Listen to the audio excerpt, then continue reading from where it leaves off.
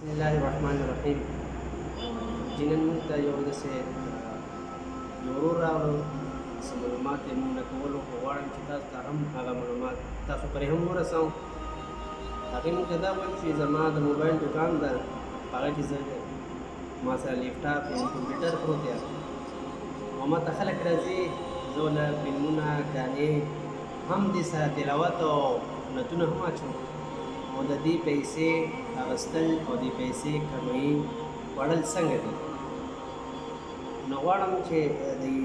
ویډیو تاسو هم وګورئ او مخکې هم د ثواب په نیت شیر کړئ چې څوک هم د موبایل کاروبار کې خصوصا چې څوک د کمپیوټر ورسره وي هغه دغه څیزونه ګانې نتونه چې سم اچوي هغه صرف د میمري کارډ ته سمانه چې هغې ته خصوصا اوري. د مسایلو په کتابونو کې راځي چې څوک هم لکه په دغو څیزونو پیسې اخلي دا حرام دي. هغې نه علاوه یو دغه خبره هم تاسو اورئ چې که انسان سوچ وکړي که چاته ته یو تلاوت واچولو یا د چا ته یو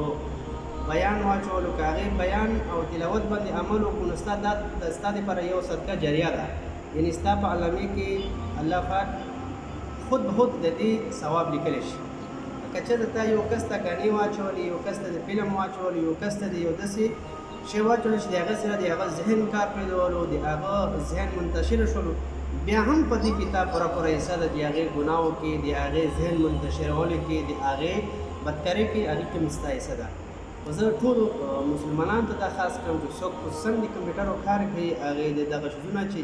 د داسې شی واچوي د انسان تربیت دپاره، د انسان مستقل زندګاني دپاره هغه شی د هغې په خیر راشي. نو ستاسو دپاره عرض دا ده چې که یو تاسو کار کوئ نو تاسو نتونه یا بیانات یا داسې نور هم نیک کارونه چې هغه اچوئ نو ستاسو ته به ثواب هم وي او کموي هم کوئ. که داسې کموي نو دا کموي حلاله ده، که چېرته تاسو په ګاڼو او باجو باندې یا تاسو په نورو په داسې څیزونو باندې اخلئ نو دا کموي بالکل حرامه ده. دینه ځان هم وساتئ، خپل اهل عیال هم وساتئ، خپل کور هم وساتئ. ستاسو په ژوند کې به برکت وي، دنیا به هم